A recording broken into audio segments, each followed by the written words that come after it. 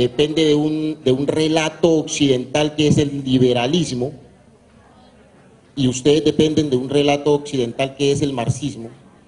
Entonces nos gustaría saber si esa especie de folclorización de la cultura cubana es una forma de ocultar la episteme afrocubana, el pensamiento cubano, que se expresa en la música que usted ha planteado, pero que al final parece que la revolución lo dejó sin resolver. Me gustaría escuchar algo al respecto. Bueno, te ha hecho 3 preguntas en una. A mí no me parece que esté ocurriendo una folclorización de lo africano. A mí me parece que han estado ocurriendo constantes reactualizaciones que visibilizan a África, en primer lugar, hablando lenguas africanas que hoy solo tienen utilidad ritual. Porque hablando en arará, la gente en las calles de La Habana no se puede entender. Se pueden entender en una ceremonia religiosa, porque comparten una misma matriz religiosa, ya sea Palomonte o sea la regla de Ocha, pero no es un lenguaje de intercambio de impresiones entre los cubanos. Lo que está ocurriendo es que esa herencia de África se actualiza constantemente, y por eso fue que le traje temas de diferentes géneros, para que vayan viendo la transición. Y yo creo que sí, que en Cuba, el hecho que durante casi un siglo, desde la última guerra de independencia que terminó en el 98 hasta ahora, no, me dejó hablando sola, aquí hizo sus 3 preguntas. ¿A usted le interesa que yo las responda? No, porque el que me las hizo se fue. El hecho de que la sociedad se mostrara reticente,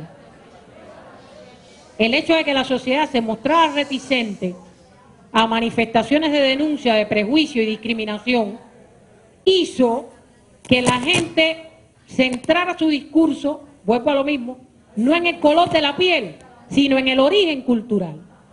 Eso es así no desde que triunfó la revolución, eso es así desde que se fundó la República en 1902. Y por tanto en Cuba, cuando la gente en una canción o en un poema, también les puse el caso de Guillén, o en un cuadro, puede ser el caso del pintor Manuel Mendive, o del pintor Eduardo Roca, o del pintor Roberto Diao, pone la africanidad, los elementos africanos, está haciendo una reivindicación cultural que incorpora lo racial. ¿Dónde está la diferencia? En que para hacer eso en Cuba no hay que ser del color mío. Se puede ser del color de ella. Ustedes vieron la muchacha, lo que pasa es que se desfasó. Ella venía cantando con esa, en Cuba le decimos guapería, esa manera desenfadada. Y a esta negra no le pueden hacer nada y usted se da cuenta que ella no es negra. Pero habla como si lo fuera. Y ahí usted se da cuenta que está incorporando una identidad que no necesariamente tiene que estar vinculada con el color. Esto es muy importante, porque al final todas las identidades raciales, de género, locales, se asientan en la cultura. No hay ninguna identidad que no tenga que ver, que no se alimente y que no se fundamente en la tradición cultural de ese país o de ese poblado. Por tanto, no es bueno sostener ningún elemento identitario en un discurso netamente político. Todo lo que sostiene la identidad está conectado directamente y alimentado por la cultura. ¿Qué pasa en Cuba? Nosotros no tuvimos necesidad de ponernos delante el prefijo afro. En Cuba, ese término afrocubano se usó por primera vez a mediados del siglo XIX. Lo utilizó un naturalista de apellido Baitía y lo usó para referirse a los negros esclavos nacidos en Cuba. En el año 19, un afrocubano era un esclavo nacido en Cuba. Después se le fue diciendo también negros criollos.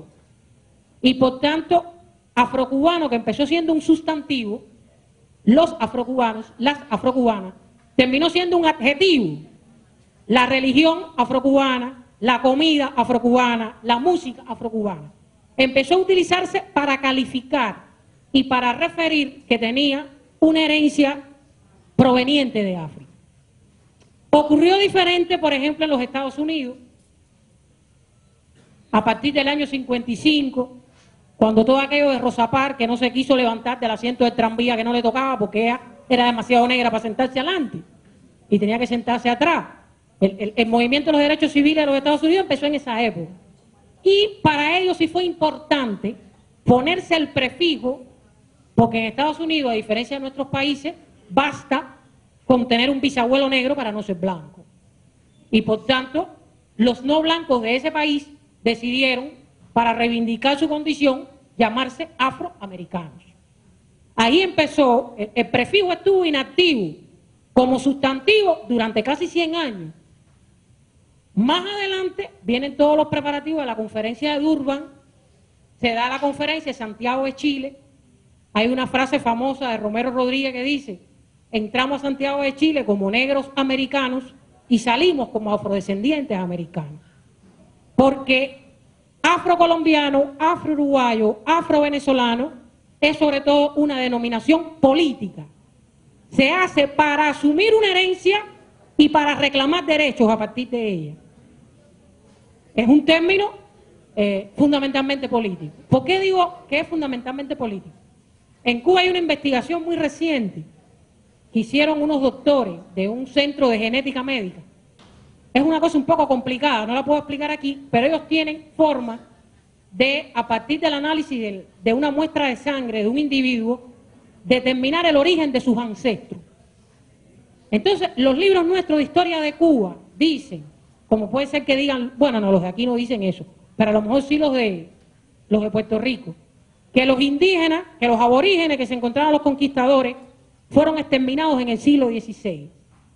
Bueno, el Centro de Genética Médica examinó como 500 personas de 2 provincias cubanas, La Habana y Matanzas, y encontró en el conjunto de las personas un 9% de cromosomas que están marcando la herencia indoamericana. Por tanto, los indios todavía están ahí. Aunque no sean visibles en las facciones, aunque no sean visibles en el color cobrizo de la piel, genéticamente, todavía hay una herencia indoamericana en Cuba. Y encontraron personas blancas de piel que tienen 40-45% de genes de origen africano. Entonces yo digo, bueno, una persona de piel blanca que genéticamente tiene un 40% de origen africano, ¿es afrodescendiente o no? Claro que sí. O sea, si lo vamos a ver de esa manera, sí. Y entonces en Cuba, generalmente, no es que yo no lo quiera decir, es que casi ningún cubano se llama a sí mismo afrocubano. Por la sencilla razón de que en Cuba la palabra negro, que es la que nos gusta a casi todos, tiene que estar acompañada de otras señales para que uno se sienta ofendido. O sea, en Cuba tú puedes decir, este negro de la camisa blanca, nadie se pone bravo y dice, ¿viste el negro de la camisa blanca? Ah, pero ahí sí. O sea, en Cuba el término negro o negra resulta ofensivo en dependencia del tono de la voz, del volumen de la voz, de la expresión del rostro.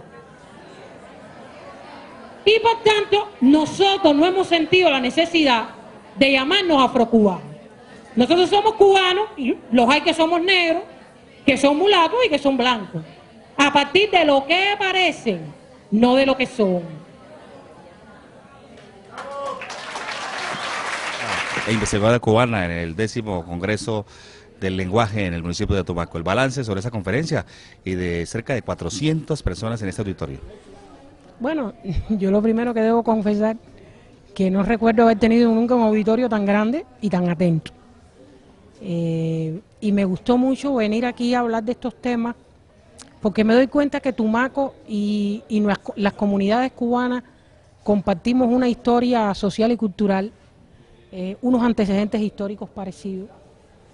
Y porque noto en la gente de aquí, además uno lo nota en la calle, lo nota hablando con las personas, una voluntad de superación, un deseo de avance, una fuerza de espíritu que me parece notable. Yo en mis años más jóvenes, una de las primeras cosas que hice fue impartir clases, y realmente respeto mucho la profesión de maestro. Me parece que los maestros, desde la modestia de su espacio, que es el aula, pueden hacer mucho por la sociedad. Y a veces ocurre que las heridas, las disfunciones, los problemas de una sociedad encuentran una pequeña cura en ese espacio del maestro, porque es el niño que llega al aula con una pregunta, y a veces en la pregunta de un niño, en la pregunta de un adolescente, está enunciado un problema de la sociedad. Y quien da respuesta a esa pregunta y quien cura esa pequeña herida es un maestro. Y por eso acepté enseguida cuando los organizadores del evento me invitaron a venir acá. Zuleika, ¿cuáles son las trampas del lenguaje? Bueno, el lenguaje nos tiende trampas todo el tiempo, porque ocurre, y es lo que yo hablaba de que la lengua del dominado y la lengua del dominador están en un combate permanente. A veces nosotros incorporamos a nuestra habla cotidiana palabras y términos que nos inferiorizan, y lo hacemos con total naturalidad, y es en ese caso cuando el lenguaje nos tiende una trampa. Nosotros queremos decir una cosa y al habernos apropiado de los términos que se nos aplican, de los calificativos que se nos aplican, terminamos diciendo otra. ¿Cuánto tiempo lleva usted realizando ese tipo de investigaciones en este campo del lenguaje? Bueno, en realidad mis investigaciones, más que en el campo del lenguaje, son en el terreno de la comunicación. Porque yo más bien estudio no tanto qué se dicen las personas, que sería el lenguaje, sino cómo lo dicen las personas, que es la comunicación. No me ha quedado más remedio que meterme en los temas elementales de la lingüística, pero sobre todo estudio la comunicación interpersonal, los fenómenos de opinión pública, hace alrededor de 10 o 12 años. En el tema de la retórica y la persuasión desde el lenguaje en los alumnos y más que todo en el municipio de San Andrés de Tumaco, ¿cómo se trabajaría? Bueno, a mí me parece, no he tenido mucho tiempo de caminar las calles de ustedes. Hoy estuve en la ruta pedagógica de los monumentos. La escogí porque me pareció que cuando me explicaran el origen y el objetivo de un monumento y mirar en derredor, iba a ir comprendiendo poco a poco cómo es Tumaco. Tengo la impresión de que ustedes tienen aquí una cultura particular que los diferencia de muchos otros colombianos. Me imagino que tienen también una determinada forma de hablar, no solo por las palabras que emplean y por los significados que le dan, sino incluso hasta por la entonación o por el contexto o el tipo de relación en el que usan una u otra palabra. A mí me parece que los maestros en Tumaco están plenamente capacitados para hacer del lenguaje también una herramienta para la defensa de la cultura. Porque al final el lenguaje se empieza a desnaturalizar o se empieza a degradar cuando uno lo usa para defender lo que no es, no para reafirmarse en lo que es y para incorporar de los otros lo mejor. Zuleika, otro de los temas que usted abordó en su conferencia es el racismo. ¿Cómo ve el racismo en el contexto latinoamericano? Yo creo que el prejuicio racial está bastante entronizado en nuestras culturas. Nosotros venimos de colonias de españoles y portugueses que hicieron la riqueza de los europeos con mano de obra esclavizada. En este continente vinieron porque sobrevivieron. Nadie podrá jamás contar a los que no llegaron, 40 millones de africanos. Y desde el principio esa situación se asumió como si fuera natural que los africanos hubieran venido encadenados, como si fuera natural que los africanos le sirvieran aquí a los señoritos blancos, españoles, portugueses y criollos. Fíjate si es natural, se hizo natural, que yo he visto libros de textos docentes, donde en vez de decir africanos esclavizados, dice esclavos africanos. Y los grandes reinos africanos que existieron entre el siglo IX y el XV y que los colonizadores desbarataron. Ahí había sociedades perfectamente organizadas a partir de los criterios que se tenían en África de cómo organizar una comunidad. Los colonizadores europeos acabaron con todo eso.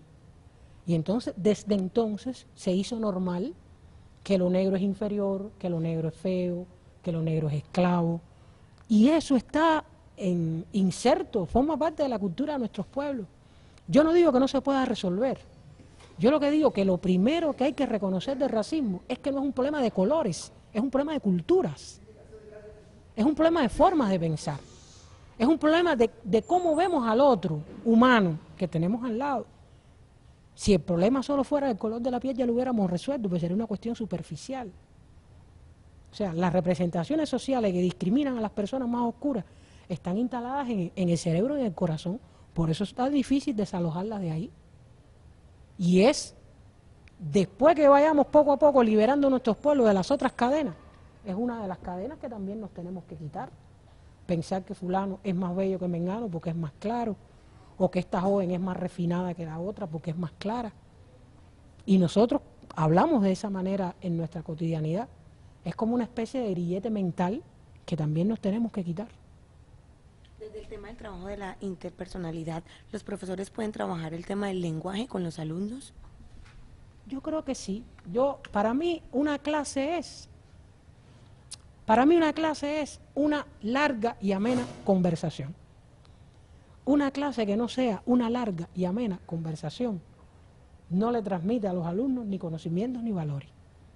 Y para llevar a cabo una larga y amena conversación hay que hacer unos intercambios de lenguaje, de significado, de símbolos, en el cual el maestro tiene que operar como una especie de nodo de distribución. Si el maestro monopoliza el lenguaje y da una disertación en solitario, la clase se vuelve pesada, se vuelve poco agradable. Si el maestro impone su habla y su lenguaje, la enseñanza se vuelve unidireccional, no es interactiva. Entonces, el maestro tiene que ser como una especie de nodo por donde pasa toda la comunicación que sustenta una clase o una actividad extraescolar, porque también puede ser alguna actividad extraescolar. Zulaika, en la conferencia usted hablaba de que el término afrolatino es algo político. ¿En qué sustenta esa afirmación? Porque los términos, las designaciones afrolatinas, afro-uruguayo, afrocolombiano, afro-venezolano, fueron construidas para reivindicar una condición. O sea, yo soy descendiente de africanos. Y para reivindicar esa condición frente a un sistema económico, social y político que discrimina a los más oscuros. Por tanto, aun cuando los afrodescendientes en un país no funden un partido político, no vayan a unas elecciones, el sentido que tiene el término es el de luchar por los derechos que me corresponden. El de luchar porque la herencia de la que yo vengo no sea identificada como algo inferior. El luchar porque yo sea un ciudadano en pie de igualdad con cualquier otro. Y esa lucha es política.